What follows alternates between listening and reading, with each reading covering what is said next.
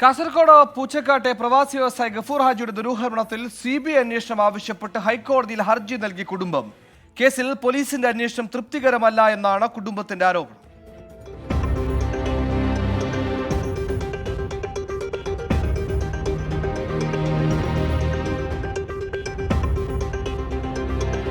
പ്രവാസി വ്യവസായി ഗഫൂർ ഹാജിയെ വീട്ടിലെ കിടപ്പുമുറിയിൽ മരിച്ച നിലയിൽ കണ്ടെത്തിയത് 2023 ഏപ്രിൽ 14 സ്വാഭാവിക മരണമെന്നായിരുന്നു ആദ്യഘട്ടത്തിലെ നിഗമനം. എന്നാൽ ബന്ധുക്കളിൽ നിന്ന് പലതവണയായി ഗഫൂർ ഹാജി ശേഖരിച്ച 596 പവൻ സ്വർണം നഷ്ടമായെന്ന് കണ്ടെത്തിയതോടെ ദുരൂഹത ഉയർന്നു. മന്ത്രവാദത്തിലൂടെ സ്വർണം ഇരട്ടിപ്പിക്കാനാകുമെന്ന് വിശ്വസിപ്പിച്ച് ഒരു യുവതിയും ഭർത്താവും സ്വർണം തട്ടിയെടുത്തുവെന്നാണ് കുടുംബത്തിന്റെ ആരോപണം.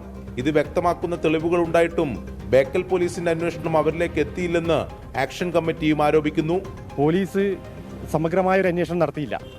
വളരെയധികം സാഹചര്യ തെളിവുകൾ നൽകിയിട്ടുണ്ടെങ്കിൽ പോലും അതിനെ പോലീസ് മുറകളുടെ പേരിൽ ഞങ്ങൾക്ക് കസ്റ്റഡിയിലെടുക്കുന്നതിന് പരിമിതികളുണ്ട് എന്നാണ് ഓരോ ഘട്ടങ്ങളിലും പോലീസ് ഞങ്ങളെ പറഞ്ഞ്, കുടുംബാംഗങ്ങളെ ഞങ്ങളെയും പറഞ്ഞ് ഇതുവരെ നീട്ടിക്കൊണ്ടുപോയത്. അപ്പോൾ ഇതിനൊരു സമഗ്രമായൊരു അന്വേഷണം ഇനി CBI അല്ലാതെ ഈ പ്രതികളെ വെളിച്ചത്ത് കൊണ്ടുവരാൻ പറ്റുമെന്ന് ഞങ്ങൾ പ്രതീക്ഷയില്ല. മന്ത്രവാദ സംഘമെന്ന് ആരോപിക്കപ്പെട്ട യുവതിയെയും ഭർത്താവിനെയും പലതവണ ചോദ്യം ചെയ്തുവെന്നാണ് പോലീസിന്റെ വിശദീകരണം.